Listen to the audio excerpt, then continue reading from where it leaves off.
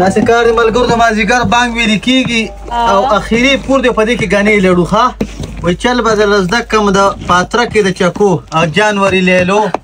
ته څه وایي جانوري لیلو که نه او دا ګنې مو لړو او صادقه وایي ته وکړه صادقه وای دا اشنغر د ګوړي نرخه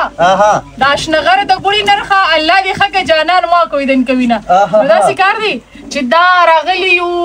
400 ته او په 400 کې دا رزړی دی مونږ راغلی دلته دی غاڼې ته او پور بیخي په پیک باندې نه بیخي به دا دې ټیم کې دا چې کم دی لړی دا شګن شي به دلته یو ټوپ کې راغون کېول ته هغه نه به چکې کوي تاسو د 400 هغه ویډیو په بل ورځ مونږ راغلی مونږ هغه ویډیو ریکارډ کړل کنه د چاولو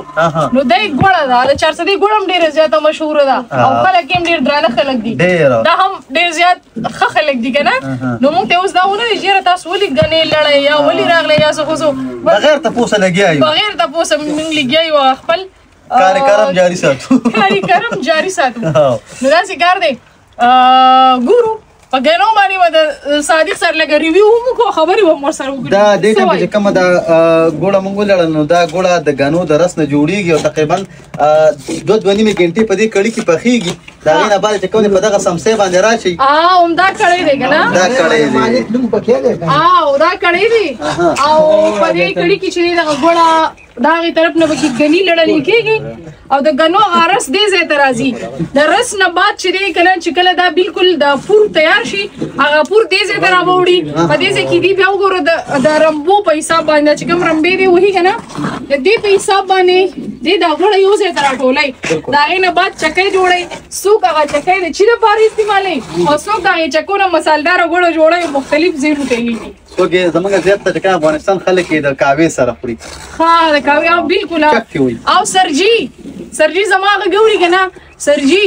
دا د دې څنګه بتاله مونږه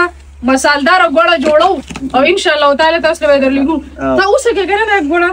څنګه ده غوړه ماشاءالله ډېره خستره پکې درن کاټم کمې دي او پکې چې کم دی سوډر هم دومره نشته دی دا نه ته اوس وګورئ چې دی پکې رنګ کاټ څومره استعمال کړي لالا څه پکې اچوي تلګرام لالا نه ته پوښتنه کوي موبایل وترانه او رنگولیټ دي دا سوډا سره په استعمالېږي دا وړوک سوډا هغه پکې شته هغه خیر صفای د پاره بغیر د دینه دا نه صفاګي لګه کپړې چې څنګه په سر په صابون نو نه ګوره ما کتلی خدا خو ډیر زیات سپینه دا مطلب رنگ ډیر زیات سور دی دا خپل کلر دی غنو داري ها صح کل مرزونه نو غني پاکو نو ګوري خپل دا کم غني دي تاسو چې غني کله پاکي کنه دا غي لپاره تاسو غني لسم مساله ورکوي څنګه چې سره ورکوي چې غني خراب نه شي صحیح هغه باندې سپریګانی مونږ کو کړ سپریګانی کې او د پم ها او پور وسنن سبا پور پسو دی پورو نن سبا پورو په 16000 17000 په پور کې سو دړی په پور کې 20 می او 18 می 19 دا 18 1920 ولي پور یو پوری نو بدار غنو پوری کار دی د غنو پوری کار او جاو ها دا داسې اسماء خلاص دا ګوړه کم زیاته زی دا سواد تم ډیر دی افغانستان تم زی